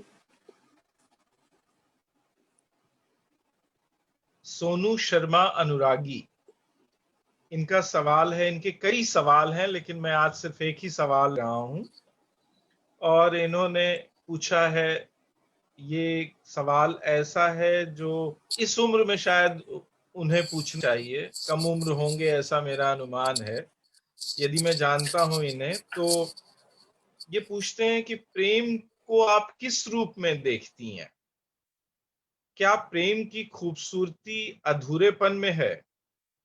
प्रेम के विकृत होते स्वरूप पर आपकी क्या राय है? प्रेम तो वो तो हो, दो सवाल इनके, तीन सवाल हो गए। प्रेम को किस रूप में देखती हैं, क्या प्रेम की खूबसूरती अधूरे में है, और प्रेम के विकृत होते हुए स्वरूप आपकी क्या राय? प्रेम तो वो है जो आपकी इनका नाम भी अनुरागी है। या अनुरागी चित्त की गति समझे नहीं कोई, जो जो बूढ़े शाम रंग त्यों त्यों उज्जवल हो। जी। तो ये तो है, प्रेम वो है जो आपकी संभावनाओं के सहस्रदल कमल खिला देता है, आपके भीतर जितनी भी अच्छी संभावना है उनको मुकुलित कर देता है, और एक के बहाने आप सारे संसार को प्यार करने लगते हैं, सारे संसार में कुछ कुछ सुहावना और अच्छा अच्छा सा लगने लगता है। तो प्रेम तो बहुत बड़ा जज्बा है जिसमें अहंकार मेट देने की क्षमता होती है। जहां तक श्रृंखला, आजकल प्रेम का स्वरूप बदलने की, तो ये बात है कि विस्थापन का समय है, और तो बहुत दिनों तक हो सकता है कि एक तरह से आप एक व्यक्ति के सानिध्य में नहीं रह पाए, या उसने कहा था नायक का जो नायक है लहना सिंह, उसकी मनस्थिति में आप रहे, लेकिन कहीं भी आप रहे, आपके मन में अगर एक बार स्पंदन आपके मन में वो जग गया है, तो आप सब्लिमिटी का, उदात्तता का एक चरम छू चुके हैं। उसके बाद आप किसी का अनादर उस तरह से नहीं कर सकते, उस तरह की क्रूरता नहीं कर सकते। एक बहुत बड़ा, जैसे कविता लिखते समय होता है, कोई क्षण आप सबलाइम हो जाता है, आपको छोड़ा, वैसे ही प्रेम करते समय भी होता है। थोड़ा आदमी छोटी छोटी वर्जनाओं से और छोटी छोटी क्षुद्रताओं से थोड़ी देर के लिए तो जरूर ऊपर ऊपर हो जाता है। और अगर आप जित देखो तित लाल के भाव में चले जाएं, और अपने प्रिय का चेहरा हर वंचित और हर परेशान हाल व्यक्ति के चेहरे में देखने लगे, अपने दुख का इलाज सबसे बड़ा यही होता है कि दूसरे के दुख में अपना दुख घोल दो। अगर आप दुखी हैं ना, अगर प्रेम आपका छूट गया है या अधूरा रह गया है, तो दूसरे अपने से भी दुखी व्यक्ति से संवाद करिए, उसका दुख दूर कीजिए, उसका मन दूसरी तरफ ले जाइए, आपका दुख दूर हो जाएगा। क्योंकि आखिर तो जिस जज्बे से आपने किसी को प्रेम किया था, उसकी लाज रखने के लिए आपको कभी किसी से नफरत नहीं करनी है। आप बच्चे हैं, तो आपको इतना ही समझाया जा सकता है कि एक एक से अगर प्रेम किया है तो मैं कभी समझता किसी हूँ से कि उस नफरत न अनुरागी करिए। जी को ये बात समझ में आई होगी। इसके बाद भी कोई सवाल होता है तो वो पूछ सकते हैं। हाँ, प्रेम के बाद संतोष लेकिन मिश्रा का ये सवाल है, पितृसत्ता का प्रभाव आज भी स्त्री अभिव्यक्ति के लिए बंधक बन रहा है, बाधक बन रहा है, नारी शक्ति को दमित करने के प्रयास हो रहे हैं। आपके विचारों में ये कहां तक सही या गलत है? अब बहुत ये तो है, हिंसा तो बढ़ी है समाज में, ज्यादातर सत्ताएं जो हैं वो हिंसक हो गई हैं। और संवाद से ही, लेकिन अगर हम विमर्श करने चले हैं तो विचार के साथ विमर्श जोड़कर चले हैं, तो लगातार हम संवाद करते चले और धीरज न खोएं। क्योंकि ये राह जो है सविनय अवज्ञा की है, अवज्ञा लेकिन सविनय। क्योंकि अगर सामने वाले जिससे आप संघर्ष कर रहे हैं उसके उसके जैसे न बन जाए, इसका बहुत ध्यान रखना होता है। अस्मिता संघर्ष वालों को बहुत इसका ध्यान रखना होता है कि जिसके जिसके लिए संघर्ष जिससे संघर्ष कर रहे हैं, आपको उसकी उसकी उसकी क्षुद्रता से बचना है। आप उच्चतर आदर्शों के लिए कर रहे हैं तो अपनी दृढ़ता बनाए रखिए। लेकिन अब किसी कोई कुछ भी बोले, मैं मीरा की बात से ही खत्म करती हूँ कि कोई निंदे कोई बिंदु, मैं चलूंगी राह अपनी ठीक, तो ऊँची राह चलना है, मस्त रहिए। अगर आप ठीक काम कर रहे हैं, अगर आप भेड़-भेड़िया का रिश्ता खत्म कर रहे हैं स्त्री-पुरुष के बीच में, या तो फिर आप एक बहुत सुंदर समाज बनाने की ओर संकल्परत हैं। और ये अगर सुंदर समाज, दोस्त समाज, भेदभाव की संरचनाओं से मुक्त समाज गढ़ने की आप संकल्पना में हैं, तो आपको मस्त रहना ही चाहिए। जो बोलता है बोलने दीजिए। आप लोग नवल पुरुष हैं, आप लोगों पर ही स्त्रियां, बहुत स्त्री का जो नया जगत है आपकी ओर ही मुखातिब है, वो पीछे नहीं देखता। वो स्त्रीवाद के गर्भ से जन्मे नए पुरुषों की ओर ही देखता है। और पुरुष बहुत बदले भी हैं। अब थालियां मुंह पर फेंकी नहीं जाती। अगर कभी कभी कोई गलती हो गई तो विनय पूर्वक पढ़े लिखे लड़के कम से कम तो माफी मांग लेते हैं। लेकिन यौन हिंसा सड़क पर बहुत बढ़ी है और घरों में भी। इसकी ओर लगातार संघर्ष के अलावा हमारा उपाय क्या है? स्त्रियों के साथ अगर नए लड़के भी साथ चलेंगे आप लोगों की तरह, देश की तरह से, तो फिर हम लोग बहुत उम्मीद से आगे देख सकते हैं। बहुत धन्यवाद।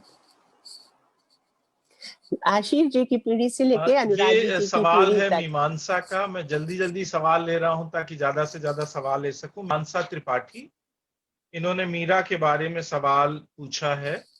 ये कहती हैं कि आज के समय में आप मीरा को किस नजरिए से देखती हैं और मीरा के कैननाइजेशन को लेकर आपकी क्या राय है? ये दूसरा सवाल थोड़ा अस्पष्ट है, मेरा लेकिन फिर भी।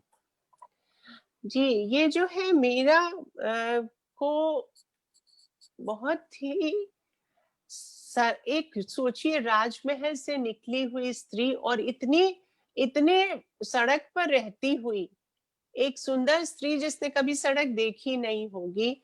और आज भी ये समय है कि आप भी सड़क पर बैठ के किसी के साथ चाय पीती हैं, किसी के साथ अगर साहित्य चर्चा करते हुए भी अगर आप कहीं पर संतन ढींग बैठ बैठ लोक लाज कोई की स्थिति, तभी भी आप झेलेंगी। और ये मध्यकाल का समय था। उस समय एक वैकल्पिक समाज, मतलब वैकल्पिक एक अपना दृष्टि गढ़ना, एक मंचिता पुरुष गढ़ने का संकल्प लेना, और उसी पुरुष में एक क्रिटिकिंग भी है। मेरे तो गुरुधर गोपाल दूसरों न कोई, इसमें राज्य सत्ता का नकार भी है। तो एक के स्वीकार में हजार के नकार का जो एक ताकत है, जो घुंघरू बांध डंके की चोट पे नाचने का, शब्दों को एक अलग तरह से घुंघरू की ठनकार देने का जो उनका जज्बा है, वो उनको बहुत बड़ा बनाता है।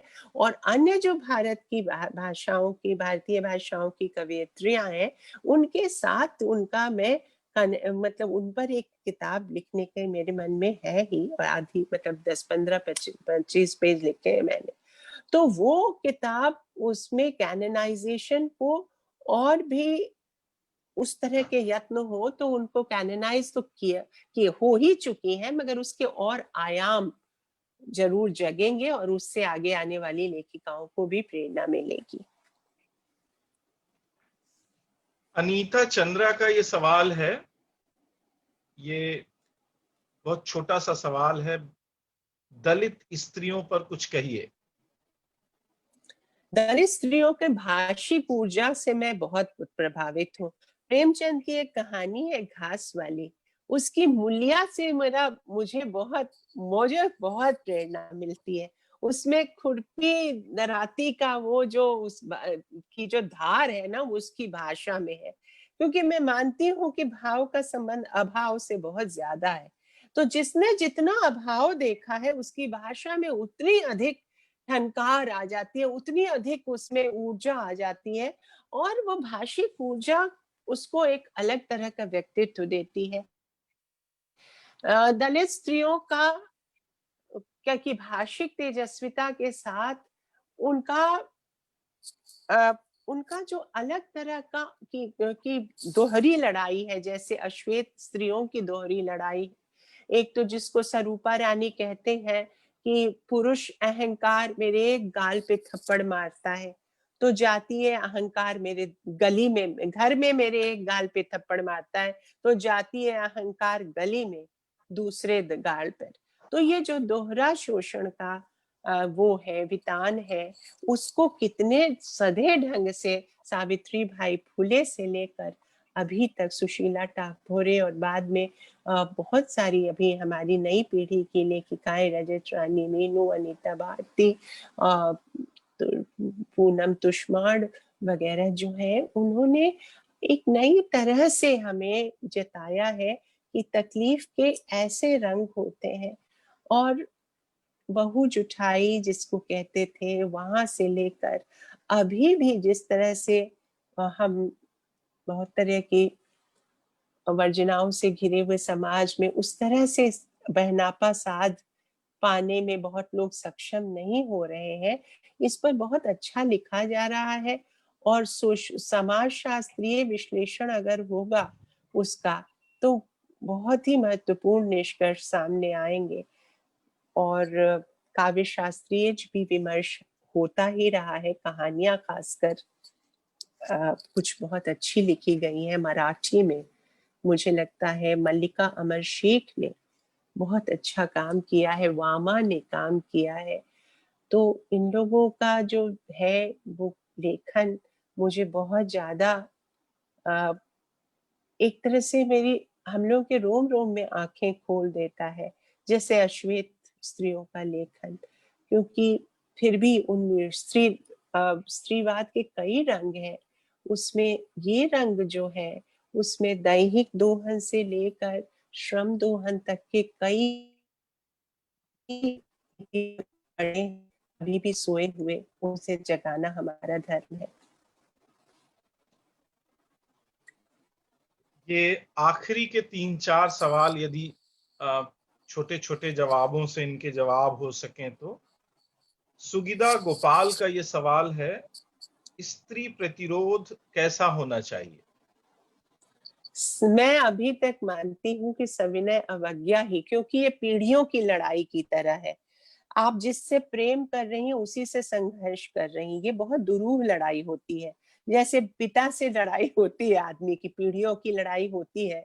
तो आप पिता से प्रेम भी करते हैं, लड़कों की जैसे होती है, और आप उनसे अपनी बात भी, आपको अपना पॉइंट ऑफ व्यू भी समझाना चाहते हैं।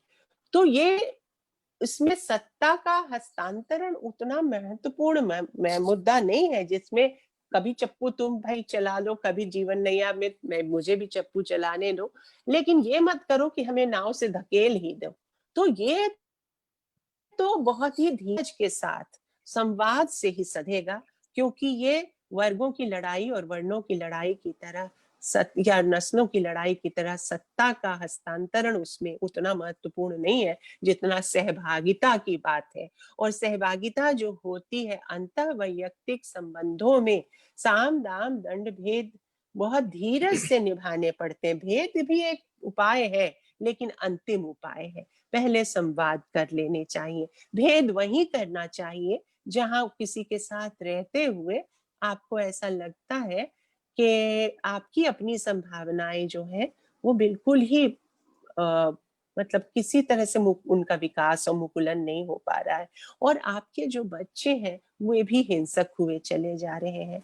तो उस स्थिति में तो आदमी अ, अपना ठिकाना अलग करेगा ही, लेकिन ज्यादातर स्थितियों में संवाद से धीरे धीरे धीरे धीरे दरवाजे मन मांझने, जिसको मैं कहती हूँ कि बहुत वर्षों की चीकट अपनी बात कहिएगा। तो एक बचपन में मैंने गाना सुना था, उसी से अपनी बात कहती हूँ कि बिना मांगे तो कोई स्पेस नहीं देता। गाड़ी में भी, अगर ट्रेन में भी आप बैठी हैं तो एक गाना था वो कि वो मोटे लाला तूने किया है कैसा छल, टिकट तेरा सिंगल मगर तू डबल, खिसक जरा प्यारे सरक जरा प्यारे, ऐसी बॉडी में दिल भी बड़ा चाहिए। तो ऐसे तो वो जॉनी वॉकर खड़ा है उस सिनेमा में और गा रहा है, और मोटे लाला बैठे हैं पसर के। तो बिना मांगे तो कोई स्पेस भी नहीं देगा ना बैठने की भी। तो मजाक में वो तो मुझे लगता है कि मांगना तो पड़ता है, कहना तो पड़ता है, लेकिन वही है कि विनोद से बिना धीरज खोए और धीमे धीमे, क्योंकि उनके जैसा आपको नहीं होना है। क्रोध, काम और लोभ के अतिरेक से किसी भी व्यक्ति का विघटन होता है, चाहे वो स्त्री हो चाहे पुरुष हो।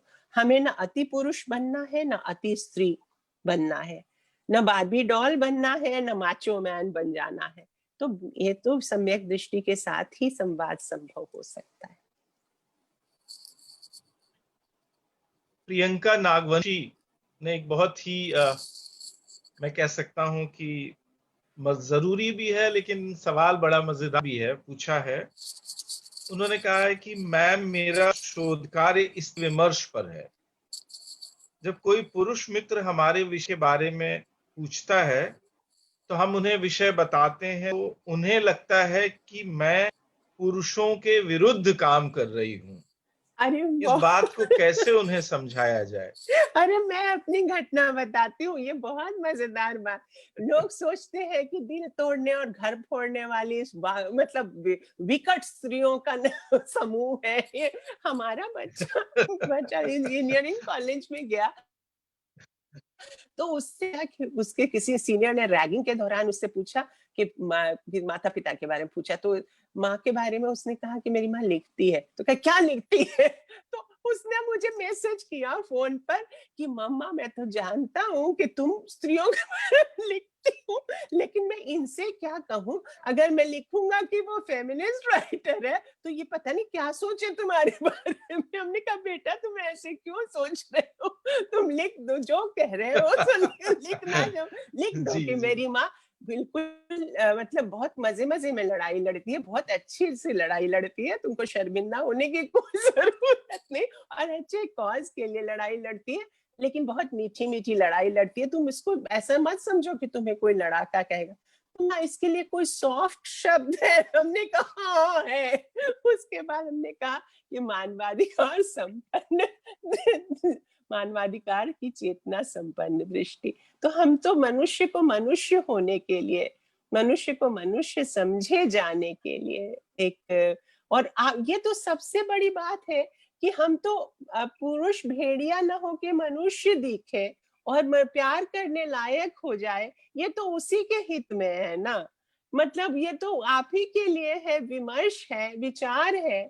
ये कोई ऐसी लड़ाई थोड़ी है कि आपको, अहिंसक लड़ाई है, ये बड़ी ही अहिंसक लड़ाई है। गांधी के अवज्ञा के तौर पर लड़ी, इसमें घबराने की बात नहीं है, इसमें आपका ही परिष्कार है, आप ही की भलाई है। क्या होगा पौरुष का अगर उसको, अगर सभी स्त्रियां धर्म मतलब ध्रुव स्वामिनियां हो गई और पुरुष रामगुप्त रहे, चंद्रगुप्त नहीं बन पाए, तो कैसे निभेगी प्रेम की जोड़ी हमारी, जने जमेगी कैसे जानी, ये भी एक सिनेमा का गाना है। तो जोड़ी कैसे जमेगी, जिंदगी कैसे कटेगी। बेशक आप प्यार करने लायक हो जाए, इसी के लिए इतनी सारी लड़ाई हो रही है। और बड़ी मीठी लड़ाई है ये, प्रीति कलह। इसके लिए बहुत सुंदर शब्द है संस्कृत में, प्रीति कलह।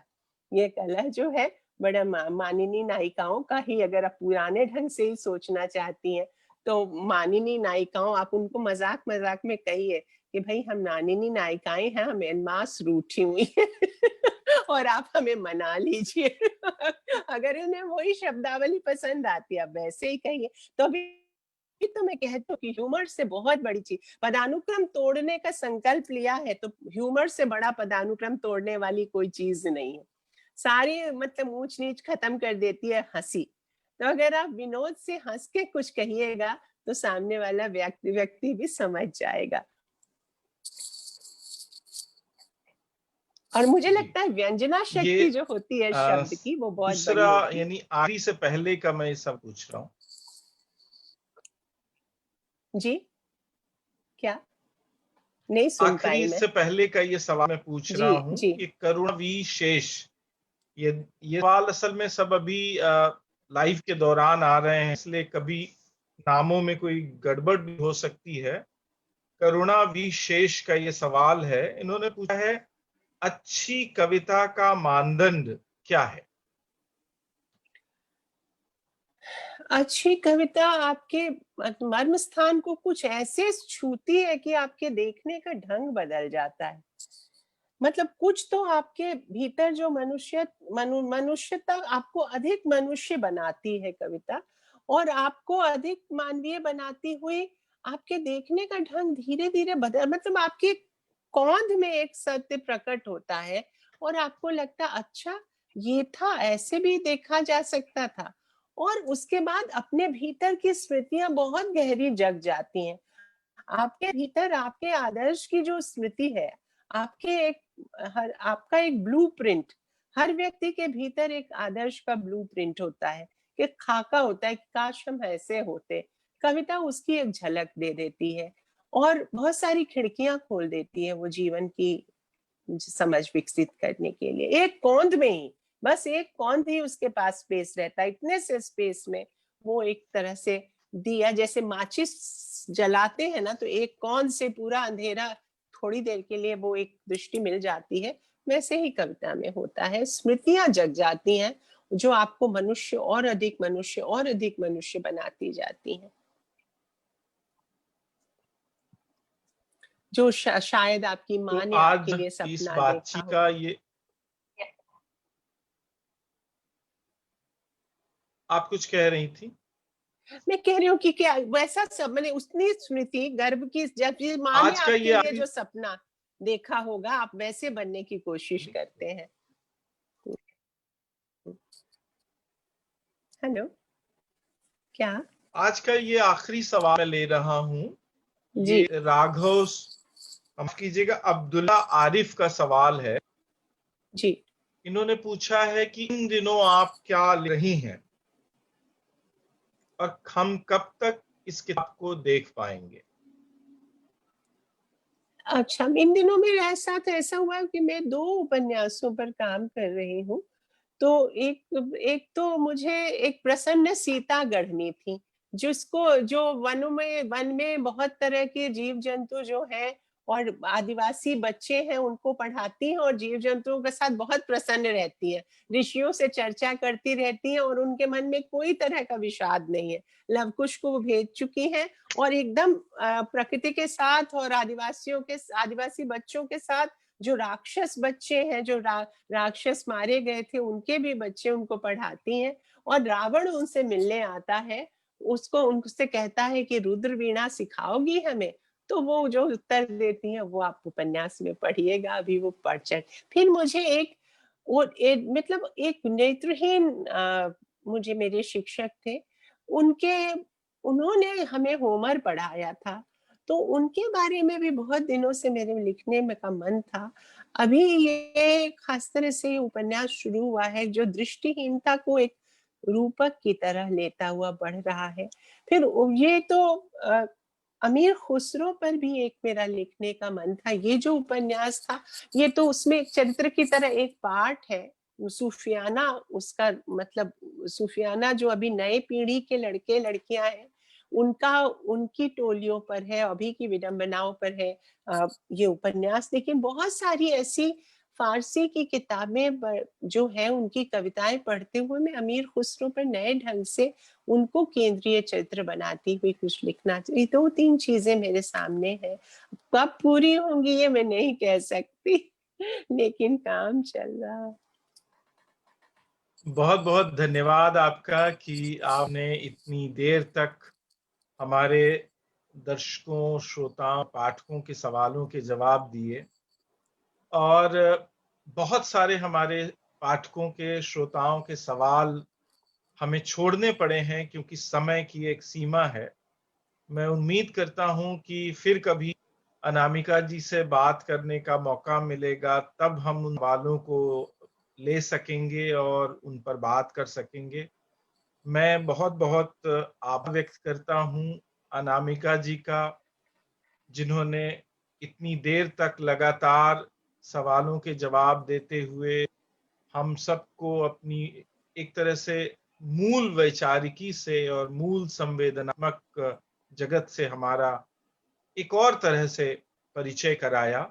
क्योंकि संवाद साक्षात्कार हमेशा ही न सिर्फ विचारों की अभिव्यक्ति हुए हैं, बल्कि वे चेतन अवचेतन की भी और संवेदनात्मक जगत की भी एक खास तरह की अभिव्यक्ति उनके भीतर शामिल होती है। मैं बहुत आभारी हूँ आशीष आपका। जी, मैं आपकी तो तो विशेष ही साथियों, कृतज्ञ ये हूँ। थी हिंदी हालाँकि की बहुत आत्मीय अत्यंत हैं आप। महत्वपूर्ण लेखिका,